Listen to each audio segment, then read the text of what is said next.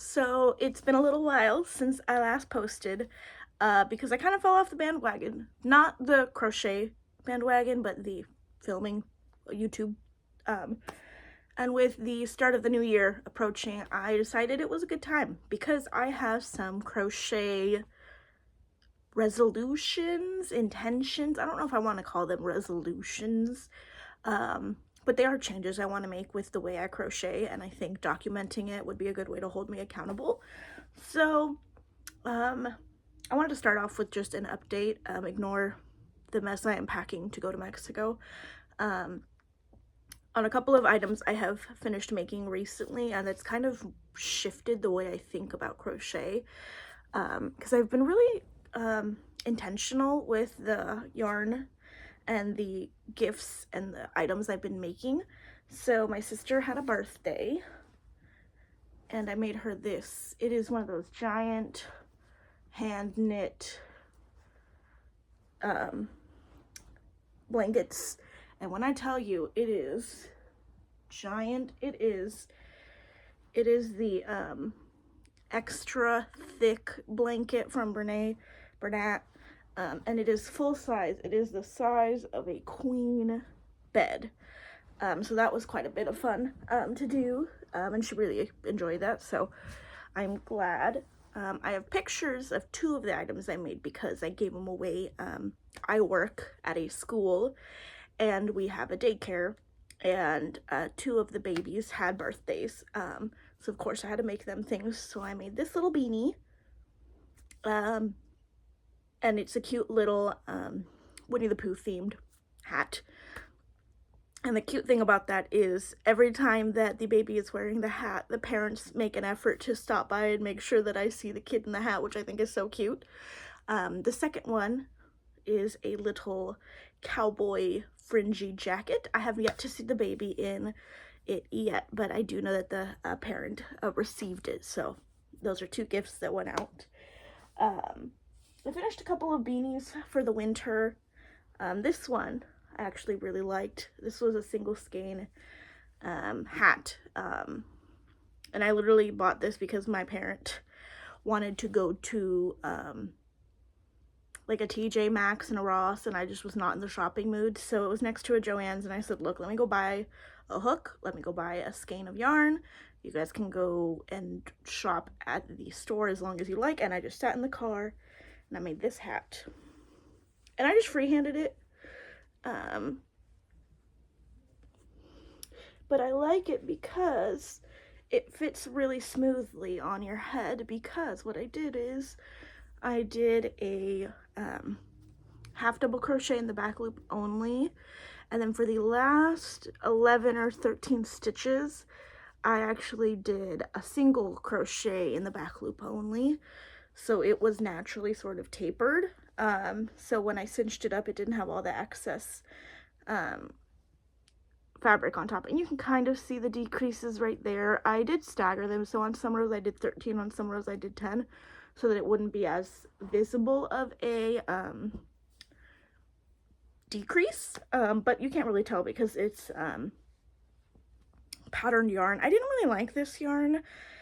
It did this weird thing where it would go in stripes, and every now and then the white would just be in super short patches, but the rest is in long stripes, and then you would get short patch of white, long patch of white, short bit of white, long stripes of white. It was just weird. I didn't like it, but I've gotten compliments on it, so. I have a couple of WIPs, which I'm pretty proud of because I finished all of my WIPs except for these. So I have some 4-weight yarn I need to use up, just some like regular acrylic yarn that I kind of want to use up. So I've been making larger granny squares to make blankets out of. So I have quite a few of these, and these are in a beige. And then this is my next round to be blocked. I have green ones. And then the last skein I'm going to throw into the mix is this dark charcoal one. And so it'll be a blanket of these shades, basically, once they're all blocked. And I also bought that blocking board for that reason. And this was kind of the shift I made. So I recently bought, this is gonna be the last yarn that I really buy from like Joann's and stuff, without full projects in mind. I don't want to buy single skeins anymore. So my grandma loves fuchsia. So I got the Flower Power granny square in a skein kind of a thing, just to try it out. I have issues with my tension because I can never match gauge, so I don't think this will work for me, but I wanted to give the intent if I could, because I'm going on a plane and this would be real convenient if I could use it.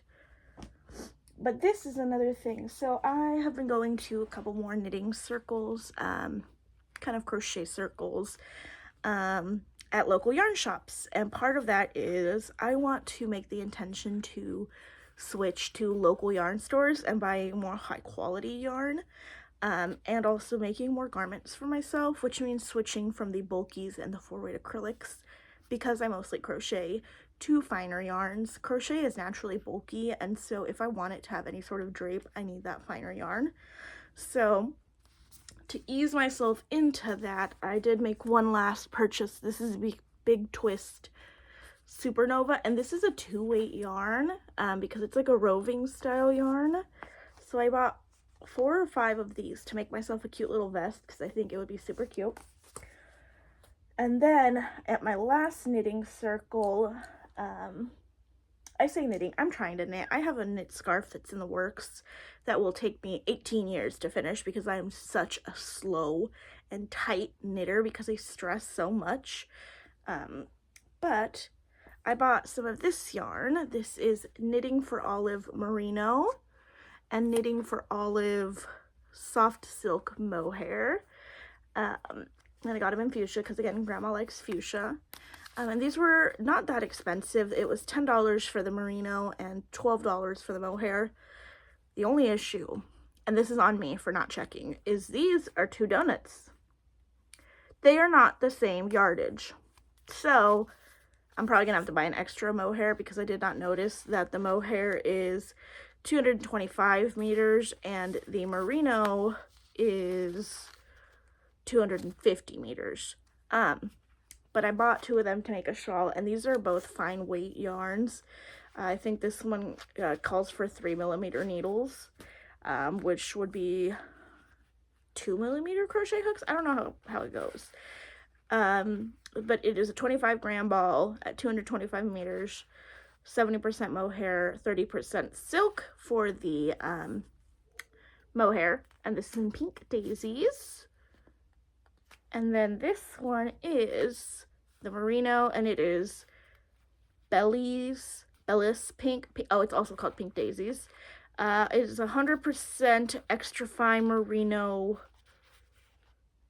wool, I'm assuming.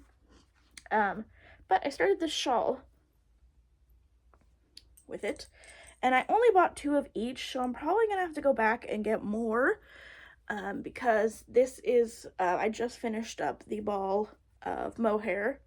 If you can see, the mohair ends there, and then I still have about this much of the merino left. So, but this is just a basic shawl, and it's gonna be for my grandma, and she is going to love it because she loves fuchsia, and also she is my grandma, so she has a soft spot for anything I make, especially fine yarn. It's just kind of what she grew up with. It's pretty common over there to crochet with thread to make like tapestries, table runners, doilies. It's still very common. I can't do that. I mean, I can. I choose not to because I like to finish projects quickly, but that's the intention. I want to make switch. So, intention 1, make projects with intent, as in things that I want to make for me, things that I want to make for others who I know will appreciate it. 2, quit buying yarn willy-nilly at Joann's and Michael's. I want to try to shop local when I can and buy higher quality materials. 3, I want to make clothing for me. I've always been putting it off because I am not a petite person. I'm about a 1X right now. And so a lot of patterns, it's an investment to get as much yarn as I need to make a sweater for myself. And that's such a cop-out. Like, you know, if somebody who's a small can make a sweater, I shouldn't give myself the excuse not to, because I am not a small. So make clothing for myself. And 4, use up some of my yarn and also purge my yarn. So I think I'm going to go through all my yarn again and just decide what I really want to keep and what I don't want to keep. And I think that's next on my to-do list today.